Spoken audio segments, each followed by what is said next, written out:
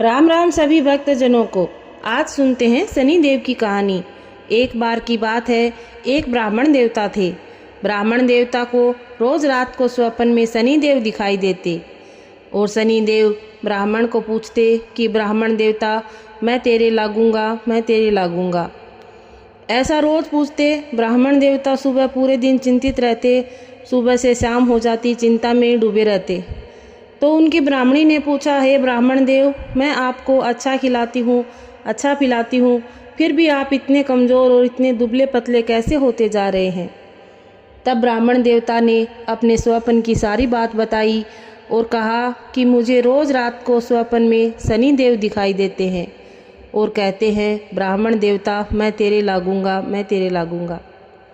तब ब्राह्मणी ने कहा कि आज रात को स्वप्न में जब शनिदेव आए तो उनको कहना कि आप लागू क्या कर रहे हो, लग ही जाओ। लेकिन मैं 7.5 साल 2.5 साल का नहीं उठ पाऊँगा, मेरे सिर्फ 1.25 पैर के लगना। मैं गरीब ब्राह्मण हूँ, इतना ही झेल पाऊँगा। ऐसी आप शनिदेव से प्रार्थना करना, शनिदेव हमारी प्रार्थना जरूर सुनेंगे। रात को जब शनिदेव स्वप्न में आए ब्राह्मण देवता के, तो ब्राह्मण देवता को बोलने लगे, ब्राह्मण, मैं तेरे लागूंगा। तब ब्राह्मण देवता ने कहा, हे प्रभु, मैं 7.5 साल या 2.5 साल का नहीं झेल पाऊंगा, आप सिर्फ 1.25 पैर के लिए मेरे ऊपर लग सकते हैं। ब्राह्मण के इस तरीके से प्रार्थना करने पर शनिदेव मान गए और शनिदेव ने कहा, ठीक है, कल मैं 1.25 पैर के लिए तेरे लगूंगा, क्योंकि मैं 1.25 पैर के लिए तो कीड़ी और हाथी को भी नहीं छोड़ता, राजा और रंक को भी नहीं छोड़ता। हर प्राणी के ऊपर मैं लगता हूँ, मेरी दशा लगती है, तो जब मैं लगता हूँ तो मैं अपना रंग जरूर दिखाता हूँ। तब ब्राह्मण देवता ने कहा, ठीक है, आप लग सकते हैं। सुबह ब्राह्मण देवता उठे, नहा धोकर वन की ओर जाने लगे। ब्राह्मणी को बोले, घर से बाहर मत निकलना, बच्चों को भी घर से बाहर मत निकलने देना और घर के अंदर किसी को मत आने देना। मैं आज थोड़ी देर के लिए वन में जाकर पूजा करूँगा। ब्राह्मणी बोली, ठीक है, ऐसा ही होगा।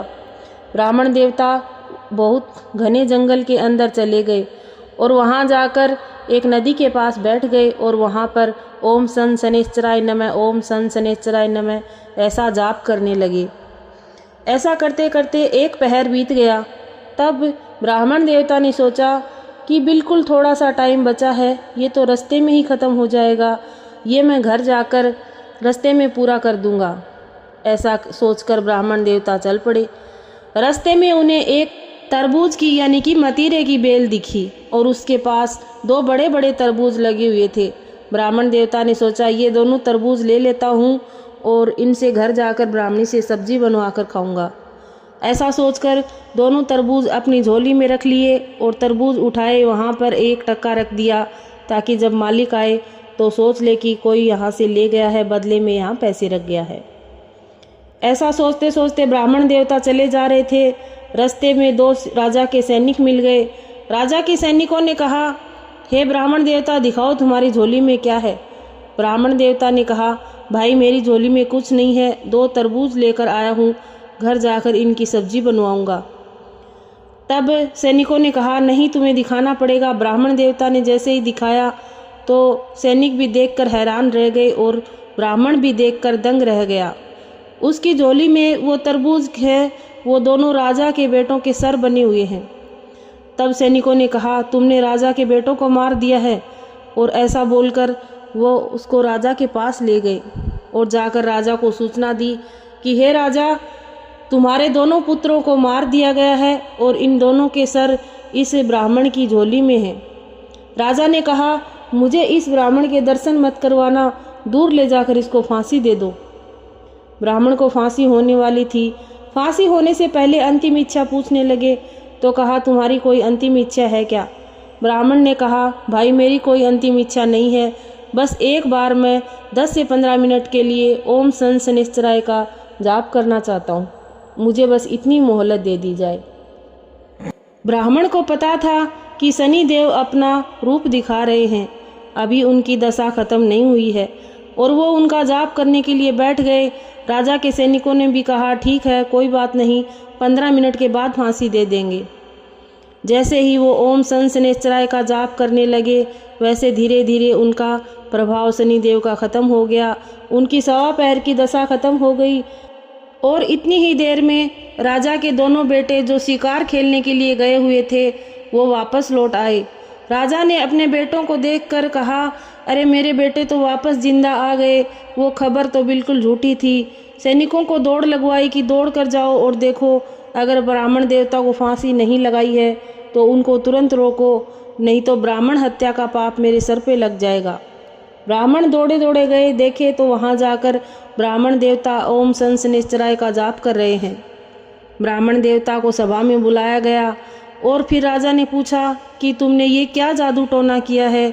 मेरे बेटे तो मेरे पास आ गए हैं, फिर तुम्हारे झोले में मेरे बेटों का सिर कहाँ से आया?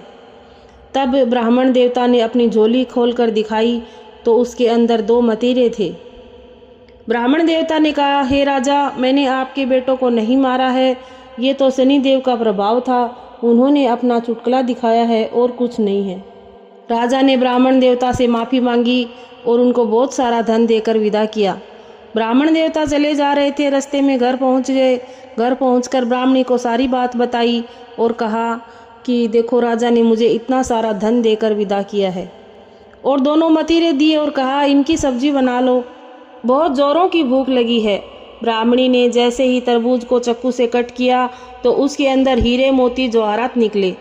तब ब्राह्मणी ने कहा, हे ब्राह्मण, तुम ये किसके चुरा के लाए हो? इतना सारा धन, इतने हीरे मोती, इतना खजाना कहाँ से लाए हो? तब ब्राह्मण ने कहा, हे ब्राह्मणी, मैंने किसी का कुछ नहीं चुराया है, मैंने तो बेल से 2 मतीरे तोड़े थे। ये सब शनि देव की कृपा है।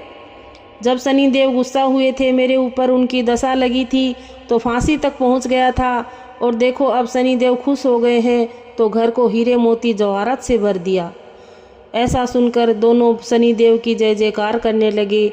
जय हो शनि देव, जय हो शनि देव। हे शनि देव, तुम्हारी ये कथा जो कहेगा सुनेगा, हुंकारा भरेगा, उन सब के घर में ऐसे ही हीरे मोती से भर देना। आपने जो पहला प्रभाव दिखाया था वैसा किसी को मत दिखाना, और उतरते टाइम जैसे ब्राह्मण देवता को निहाल कर दिया वैसे सबके घर में ऐसी ही खुशियाँ देना, ऐसी ही बरकत देना। जय हो शनि देव की। अगर ये कहानी आपको थोड़ी सी भी पसंद आई है तो लाइक कर दीजिए, आगे इसको अपने फ्रेंड्स और फैमिली में, अपने रिश्तेदारों में शेयर कर दीजिए। ऐसी ही शानदार, ऐसी ही बढ़िया कहानी के साथ अगली वीडियो में मिलते हैं। तब तक के लिए सभी को राम राम, जय श्री राम।